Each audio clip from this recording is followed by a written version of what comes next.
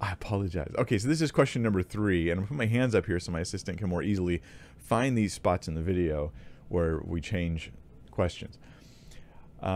So, question 3, Fierce Nile Blood Squad says, hi, Pastor Mike, do secret churches in countries where Christianity is illegal contradict Matthew 10, verses 32 and 33?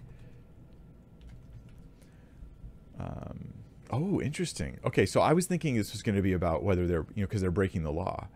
But, obviously we have scripture that tells us, that this is good. Daniel's an example of this. They say, don't pray. And he's like, I'm going to pray and I'm going to do it in public.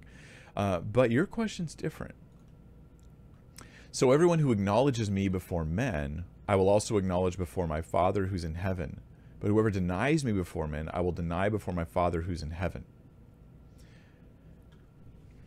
So I guess the application you're getting from Matthew 10 is, hey, you have to be open in entirety, with no qualifications, open entirely about and public about your Christian practice and faith in every way, which would include when you gather always in public. When you gather, there's no secrets. If a cop's like, where's your church gathering this week? You're like, right over here, sir. If you would like to arrest us, please do.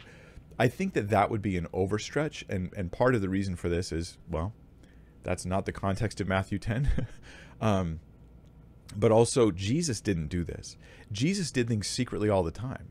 He would secretly gather with people. He would take his disciples. He'd take off. He tells them if they're persecuted in one town, flee to the next. There's a sense in which self-preservation of the Christian who's being persecuted is generally a good thing. But they do have to be willing to say, yes, I refuse to deny the name of Christ. So if someone comes up to you, gun to your head, hey, deny Jesus, and you're like, I refuse to do that. That's what, can you dodge a bullet though? Can you grab the gun and can you run the other way? Can you do other things? Yes, but you must not deny Christ. You must acknowledge him before people. So I think this is about a fundamental, I will not give up my Christian faith no matter how you persecute me. I think that's what Matthew 10, 32 and 33 is about. I will always hold to who Christ is no matter what you do to me. It does not mean I will always give you open access to every Christian. I will not work to avoid persecution where I can in other ways, like Paul being let out through a window. Right? Was he denying Jesus when he was being let out through a window in the book of Acts to avoid persecution? Not at all. That was wisdom.